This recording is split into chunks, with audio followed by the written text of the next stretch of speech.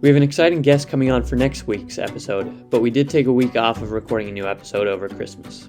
But I want to take the chance to share an old interview that my dad and brother did last spring. Although the conversation took a slightly different shape, this interview with Jordan Clemans is part of a series of videos that ultimately led to the Work is Good podcast as it is. Jordan's a real estate agent with Story Real Estate in Moscow, Idaho. He has a great perspective on why he loves his job, and he also offers valuable advice on being committed to your work without letting it consume you. Welcome to Work is Good, a podcast where we aim to help people enjoy and excel at their work. We do this by having conversations about the beliefs, qualities, and habits that make that possible. We also start every episode with a brief housing market update and a mortgage question of the week. My name is Landon Buteau with Cleveland Street Mortgage, and I host this show with my dad, Chris Buteau, the owner and president at CSM. Please enjoy this week's episode. Jordan, thanks for joining us. Yeah, thanks for having me. Appreciate it. Yeah, you bet. And, perhaps in a nod to the wisdom of your branding here, we always want to start with story, right? Yeah. So that's really where we want to start today is tell us a little bit about your story. I can read your bio. Yeah. And you get a little bit of that where, Yep. kind of where you grew up and, but tell us how you where you grew up, how you got here, and whatever else you think would be important to know. Yeah, I'll start with essentially my bio and maybe stretch out from that's there. Great. That's great. Yeah. So I grew up in the Seattle area. Always had a knack for sales to some degree, and I did some high-end retail sales at Nordstrom.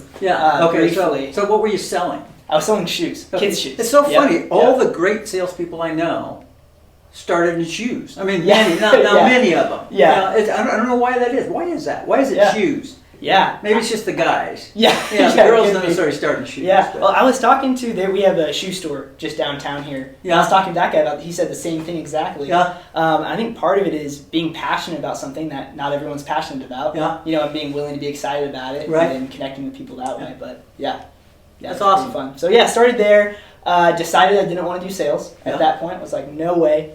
Everyone says I should do it, but there's no way I'm doing it. Commission-based did not sound fun to me. Yeah. The work environment wasn't great. So decided not to do that. Then went into video editing. So came out to Moscow for New St. Andrews College. Improved my communication skills through that. Critical thinking. Did some college marketing at that point, and then realized I'm way too social to be behind a computer all day. And then started talking to Chris, who started Story Real Estate.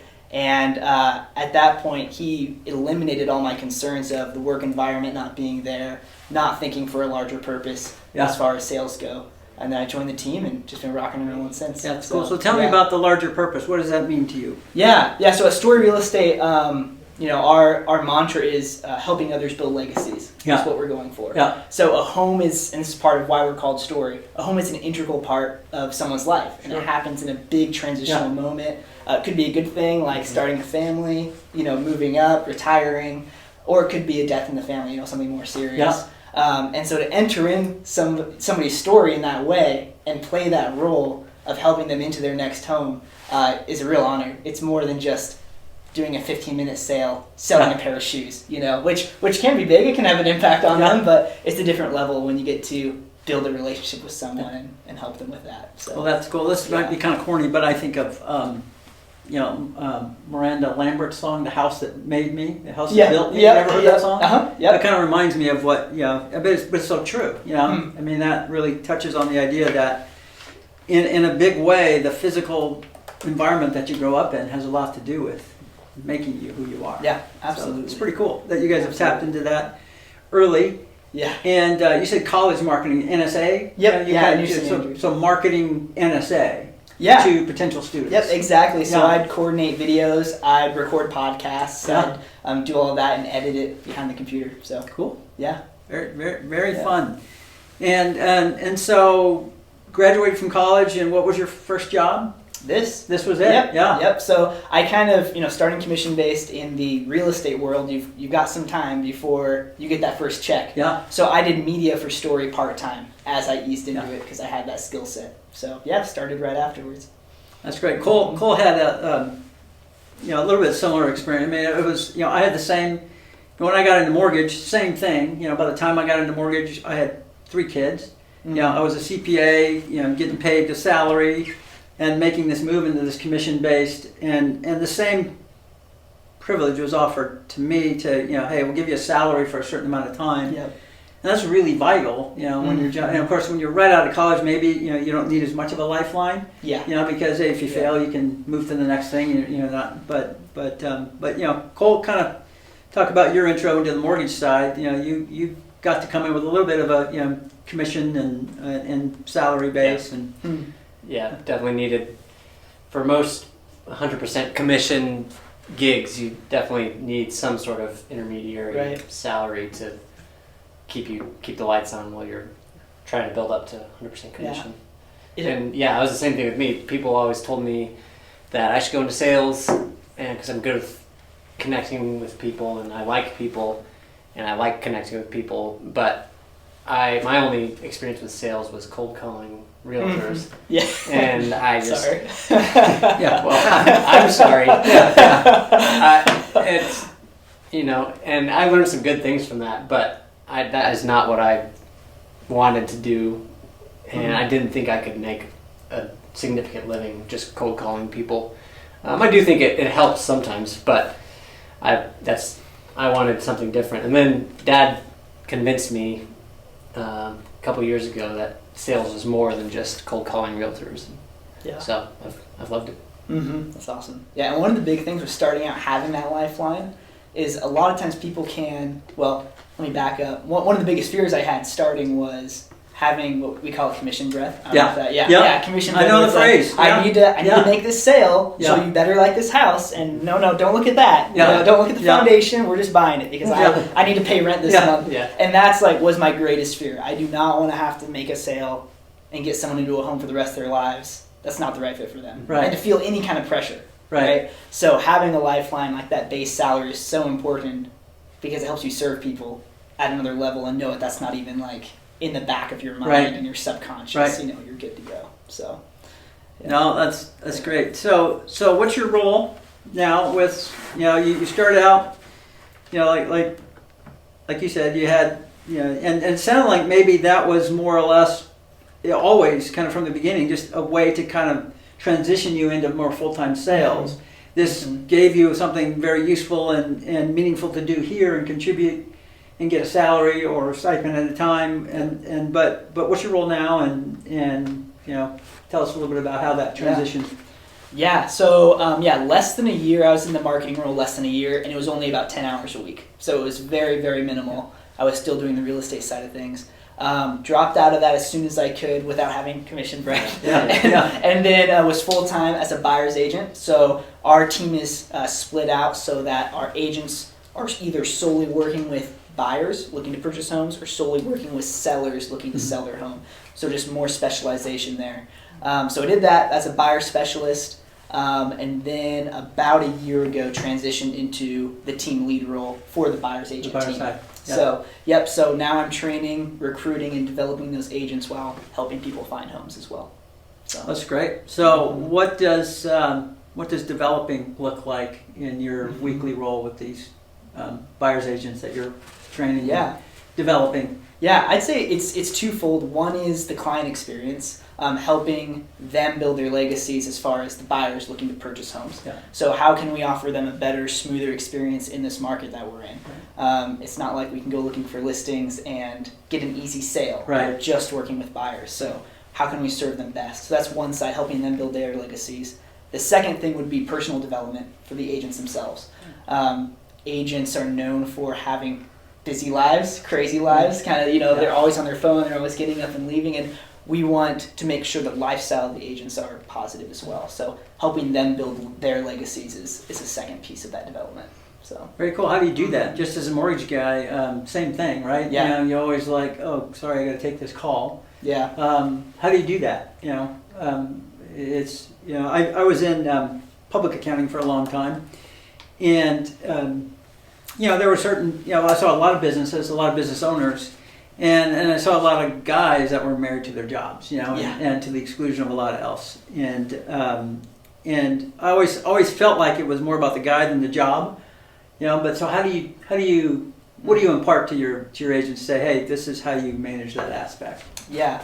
I mean, it takes a huge level of intentionality. Yeah. So you have two choices. You can either let your business run you, or you can run your business, one or the other. And so you have to make that decision. And in order to stay true to that, you need to have a core why behind everything that you do. Right. And for us, that's helping others build legacies on a broad level. And then each of the agents have something very specific that applies to their life. And none of them include working 80 hours a week. Yeah. That's the core motive for their life. Yeah. And so whenever they feel that push, especially in the busier season, which is where we're at now, it's like, okay, one of my agents, their goal is to create stability for themselves and the people around them. Yeah. And being on your phone all day is not creating stability for your family. Yeah. Right? And so it's like, okay, you have a choice right now. You can take this appointment at 8 p.m. or you can be with your family. Yeah. Which one are you going to choose? And if you bring it back to the why, that's strong enough to, run your business and not the other way around. Direct the activities. That's great. Mm-hmm. Yeah. I mean, if you're always on your phone and never showing your family attention, then that can create very unstable, insecure people around you. Yeah. So that's a great goal from that guy. Yeah. Yeah, and it's, we're trying not to add to the statistics right now. 80-90% of agents drop out before they hit 3 years. Yeah. And I'd say that's largely they see the financial freedom possibilities, they see the time freedom possibilities, and they grasp for the time freedom before the financial, or they get so run into it that they don't have any time freedom, right? Yeah. And so we're trying to keep that balance. No, that's... Yeah. How do you recruit? What's your approach to? Are you just keeping an eye out for quality people, or are you just getting the word out and seeing who bites? What's your approach? We are very particular about who we hire. Because we do function as a team, so we're all lead genning together in the same room. We're sharing our strategies with each other. It's very different than a traditional individual agent brokerage. So we need to really trust everyone we have. So our interview process usually takes 10 to 15 hours before we bring that's sitting down in conversation with them. So we're really intentional. We're looking for people who are excited about the job, have a big why, and it can't just be money, right? Yeah. And then and they're also willing to learn and willing to be humble through that process. So that's funny you mentioned that about that trust aspect. I remember that was one of my kind of first real eye openers when I first got into the mortgage business. We had a real estate office right next to one of the big national brands, and I remember I made a connection with an agent, went into her office to talk to her. And when she was talking about a deal she had, she lowered her voice to a whisper. And I was like shocked. I mean, it really took me aback. It was like, wow, she's in an environment where she so distrusts everybody around her that she has to whisper about her transaction for fear of obviously, losing the deal, I guess. Yeah. It just made me sad, to think, oh, that must be a horrible environment to work in. So obviously that's a real thing. So what are some of the challenges, about what you do? What are your challenges on a day-to-day basis? Your whole role, whether it be training, developing, selling. I'll take each of those. I mean, the obvious one right now for buyers is low inventory. Yeah. So we're having to get pretty creative with how we find deals, how we service buyers. Agents are at the point, broadly speaking, nationally, where they're turning away buyers because they just don't have the capacity to serve them anymore. And so building out systems where our agents have freedom and they're able to serve a large number of buyers at a very high standard is a big part of what I do. So that's been a real challenge to find those deals, keep buyers encouraged, and connect with them and serve them at a high level. Did I hear that you guys were checking Craigslist for listing? Or do you check Craigslist? Do you find listings on Craigslist? Absolutely. Yep. No, there's Craigslist, Zillow, stuff listed by agents. Every morning we spend 2 to 3 hours, each agent in the office, calling homeowners and buyers trying to get connected to houses. So we do that 10 hours. So let's say it's 50 to 60 hours on the phone a week. Wow. That just to find these deals for our clients. Yeah. So that's a huge focus for us right now. So how are you deciding who to call? So we have a huge database of people that we've built up over the last couple of years. So we've often connected with a lot of them, and we're reconnecting. Or we'll just call neighborhoods that are in high demand. Attractive. So, hey, your neighbor's home just sold for $200,000 more than you bought your home for. Like, is that helpful to have that cash? Do you want to know what your home is worth? And just take the conversation from there. That's great. So,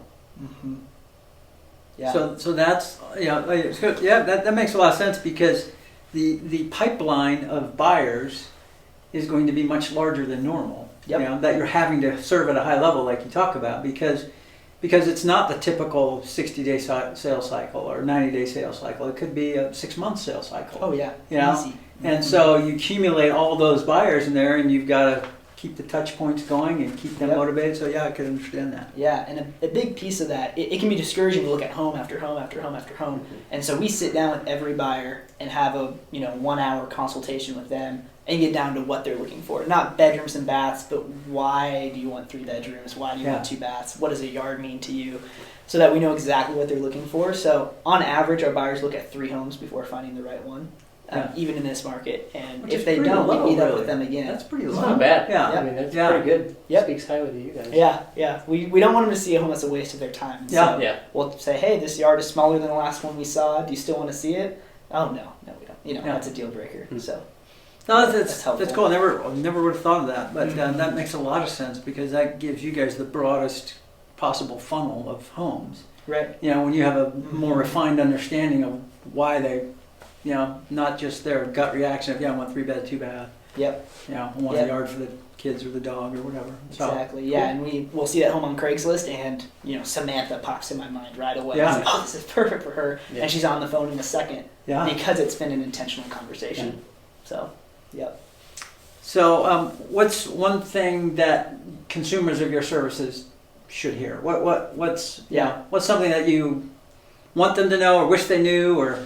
Yeah, it's really hard to communicate because people think I'm just being a salesperson. But regardless of where you're at in the country, you don't have to be in my market, but connecting with a real estate agent sooner rather than later, because they can connect you with great mortgage lenders. Yeah. They can connect you with financial advisors. Our goal is to be a resource, so I've sat down and had that consultation with people 6 years out from buying.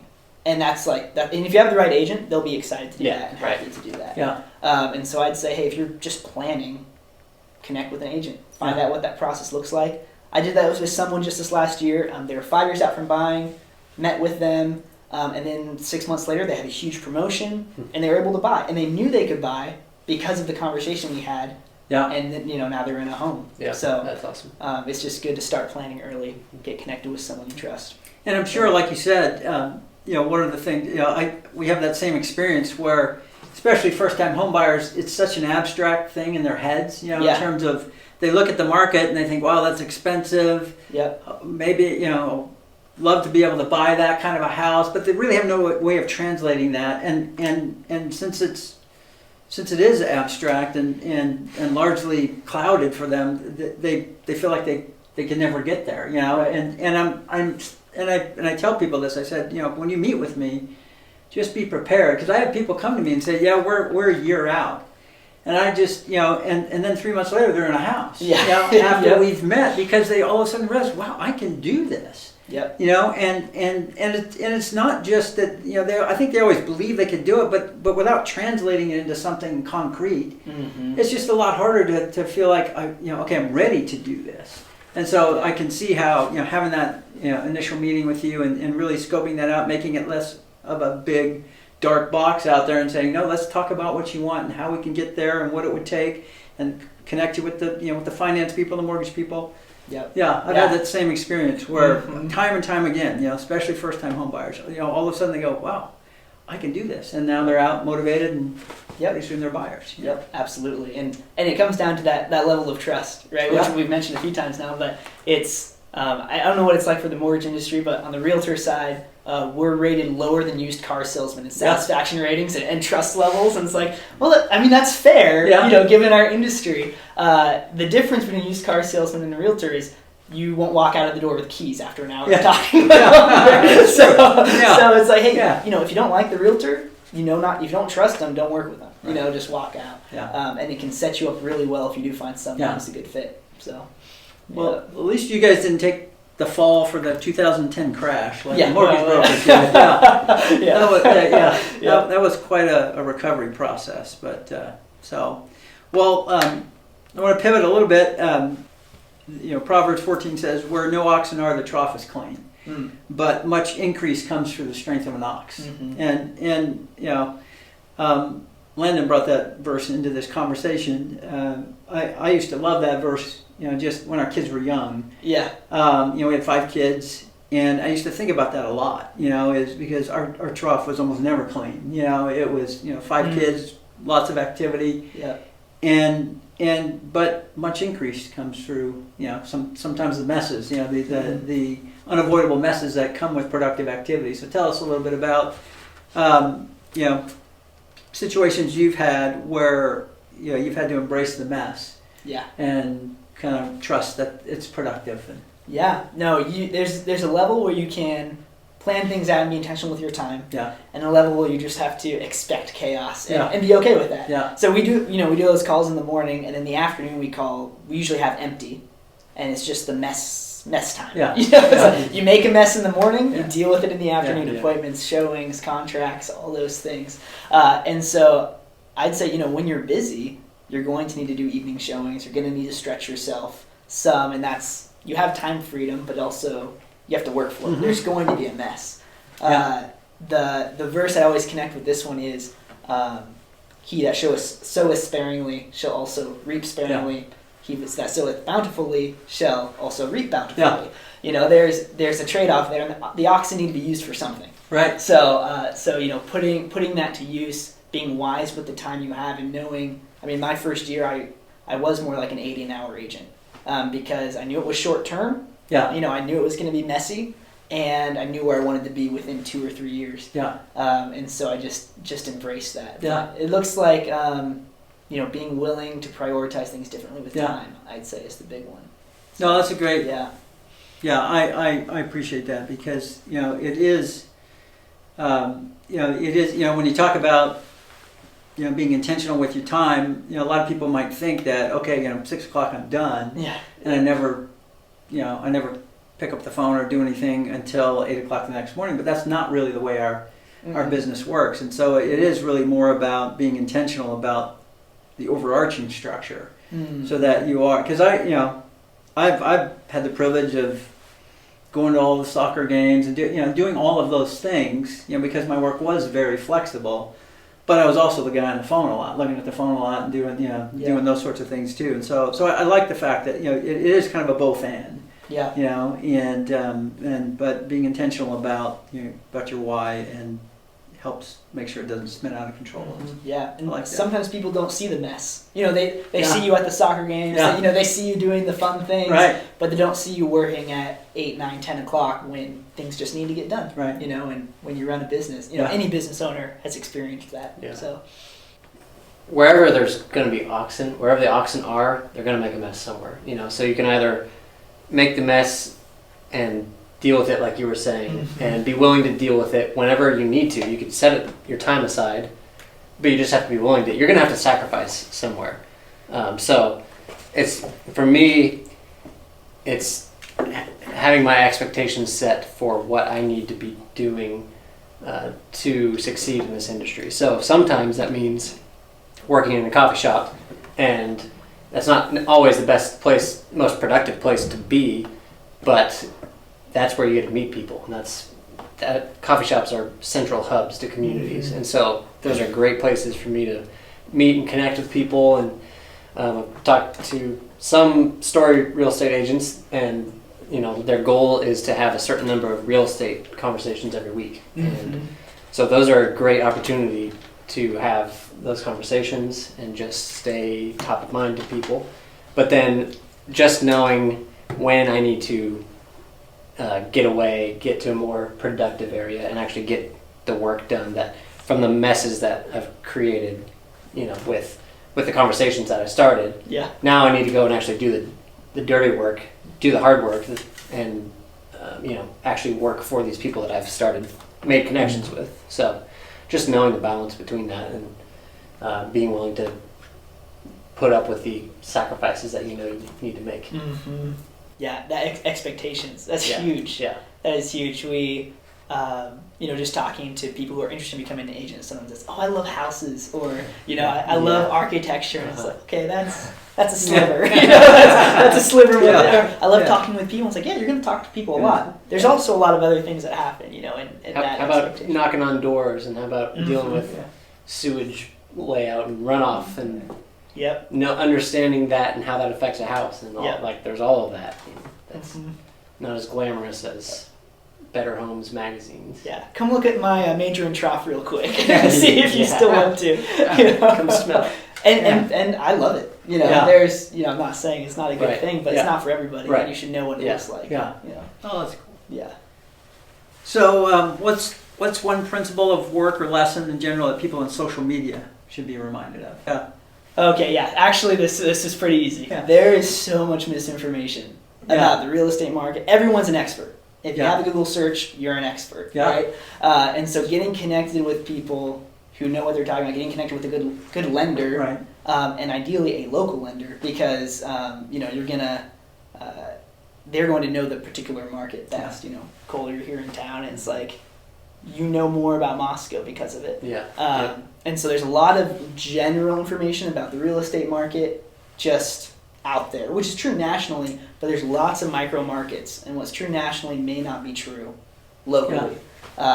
And so I just be wary of information there. The second thing is agents sometimes spread misinformation depending on their agenda. So we see listing agents trying to generate leads, say, "Oh man, the average price in this town is $800,000. You should come talk to us." And say, well, that's how I'm looking at the statistic. Like, how did they get that number? Like, they, who knows how they cut that?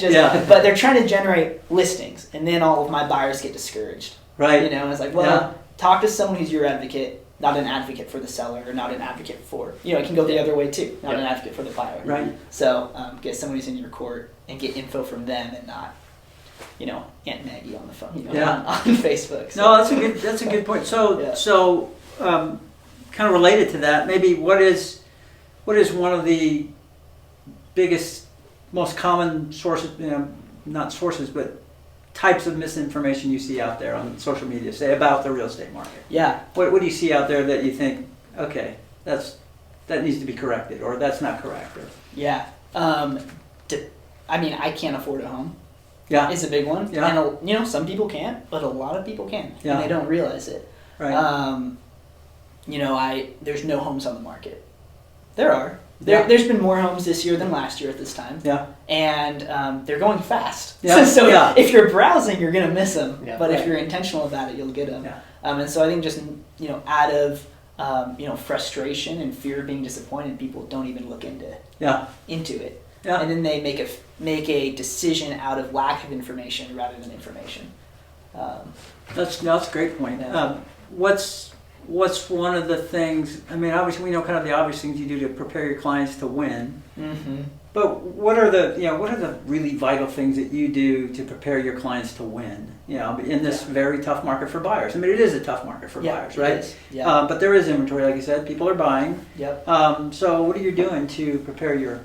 To each individual client, what are you saying to them to say you need to be ready to win? I mean, one of the things that we see as mortgage guys, is we'll be working with clients, and our obviously our understanding of the market, of the real estate side of the market, is superficial, right? We're not nearly as informed as the agents are, and so we'll look at Redfin or we'll look at Zillow or whatever.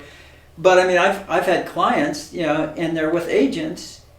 And I know they're struggling to qualify and to afford, and so I know why they're doing this. But they're putting listing price offers on every hot home out there, and they're not even in the conversation. Yep. Because these homes are all going for 10, 15, 20% over.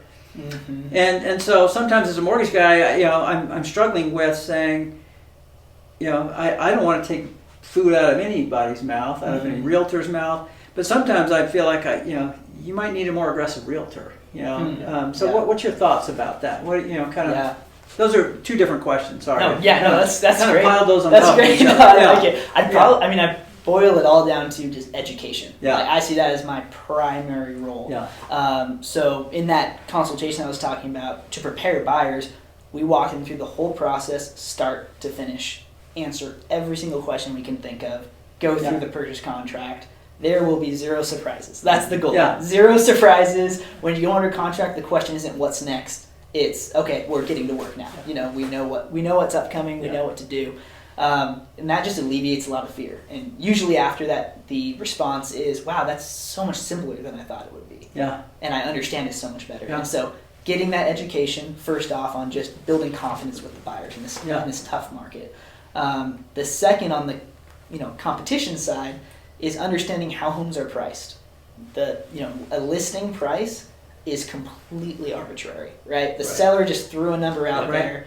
Good agents will price it, strategically, but a lot of the time people are just putting a number out and seeing what happens. That does not dictate the price of a home. Right. It could be $20,000 too high, it could be $50,000 too low.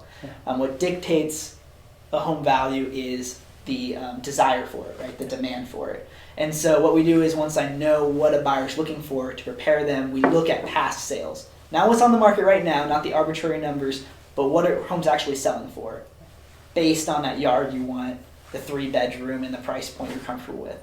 And once we look at that, they know, okay, when this home comes on the market, similar to the one that sold 3 weeks ago, we'd like to have it. Yeah. And if it's priced $50K under this, we know it will probably get up to this level. Yeah. And vice versa. Yeah. Hey, we need to bring it down. Even in this market, homes can be overpriced, and they often are. Yeah. So. Yeah, well, that goes back to what we were talking about earlier with setting expectations, and just at the beginning of the initial consultation, saying if you want to get in a house, then you're probably going to have to go 50 or 60,000. I mean, depending on the neighborhood. If you're in Woodinville in the Seattle area, you're probably going to have to go 100 to 200 to 300,000 over asking price. Here, probably, I don't know, it probably varies, but just getting borrowers on board with that is important, because if they're not, then you're just going to be wasting everybody's time making an offer at list price and then discouraging them in the meantime. Yep, absolutely, and it takes an intentionality. You can go on autopilot and just start throwing money at it. Mm-hmm. But in the last year, I've put in an offer, 100,000 over asking price, rejected. Right? Yeah. Put in an offer $30K under, and it's accepted. Yeah. It really, it really is that education expectation thing. It's local market knowledge is huge. And micro markets, like you talked about, which I wanted to ask, what are a couple different micro markets in Moscow here? Like, is it dependent on street or neighborhoods? Yeah. Or geological? You mentioned a certain street is on a runoff is an issue. Mm-hmm. And so are there different micro markets like that around here? Yeah. I'd say 2 big factors for within Moscow city limits. Make that 3. I just thought of a third one. 3 big things would be developments that are upcoming. So maybe there's a really desirable neighborhood going in, and that's going to improve your value. Mm-hmm. Maybe it's about to destroy your view. Those are big factors. Another one is just zoning. Generally, can you have a big apartment built right next to you? Because with the city developing more and more, that's a really big factor. Could be a concern. And the third one I already forgot, but it was good. It was good. So if I bring it back, I actually just thought of it. Number 3 would be just proximity to downtown. Yeah. So, and this surprises people like me who grew up in the Seattle area. 30 minutes drive anywhere, period. Right. That's just what's happening. Here, if you want to do a 15-minute commute, as locals call it, out Troy, Genesee, Viola, just these little towns, your home could be $50,000 to $100,000 cheaper. Yeah.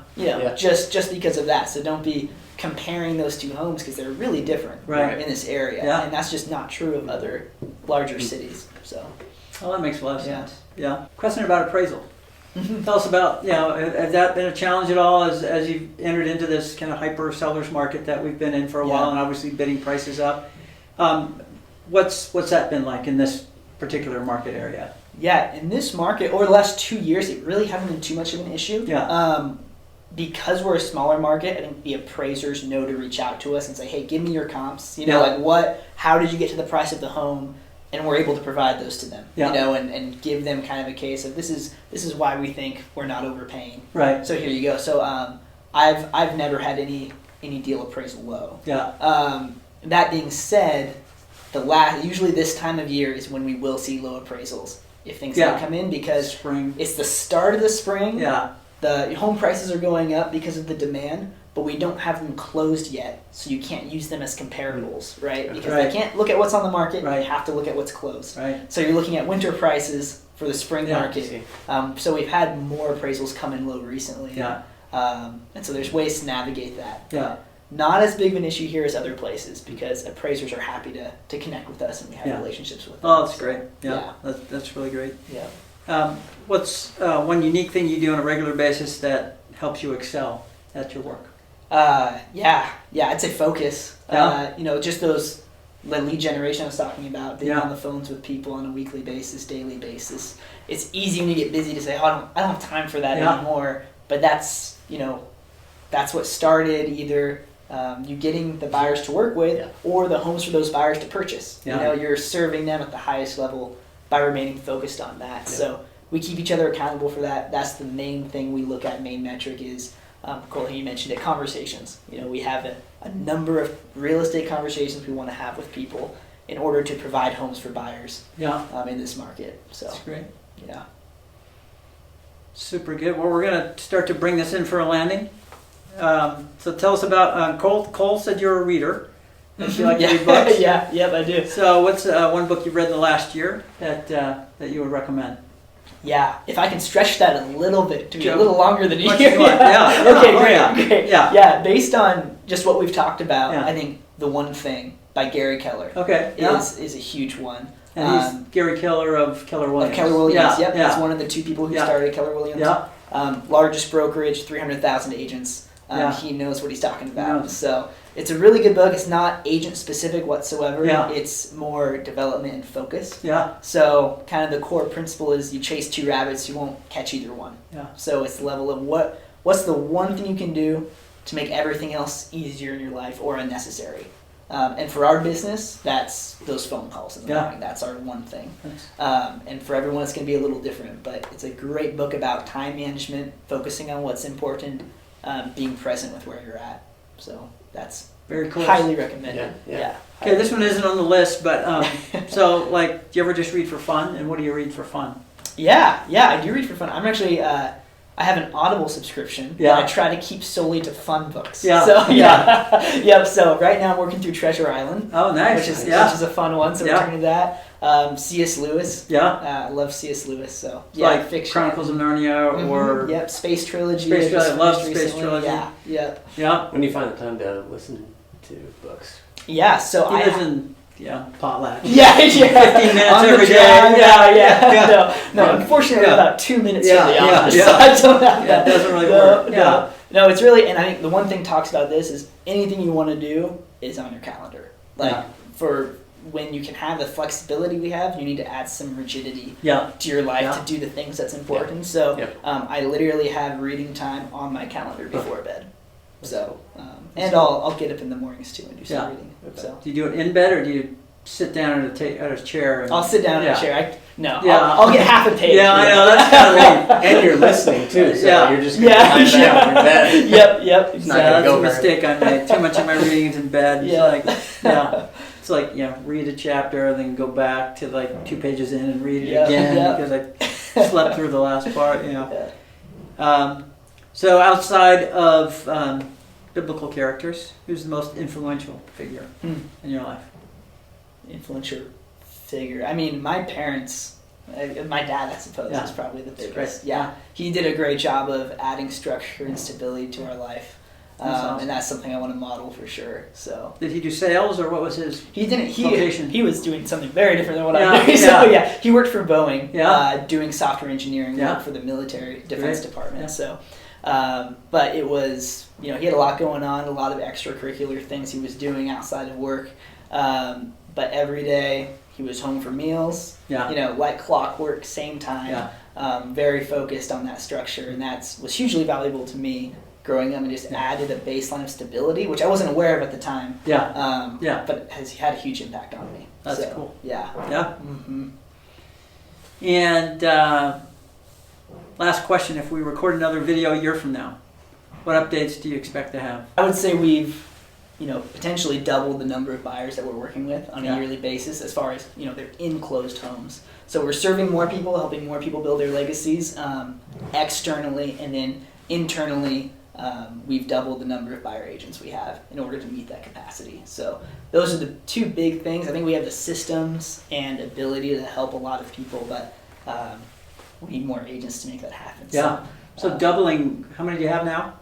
We have 5 buyers agents right now. So you want to get to 10? Minimum. Yeah. And you want to, that's by the end of calendar 2022 is your goal? Yeah, I would say really about a year from now. Oh, a year from now. So actually 12 months is good. Yep. That's cool. Yep, absolutely. Thanks for listening to Work is Good. If you enjoyed it, share it, leave a review, and listen next week.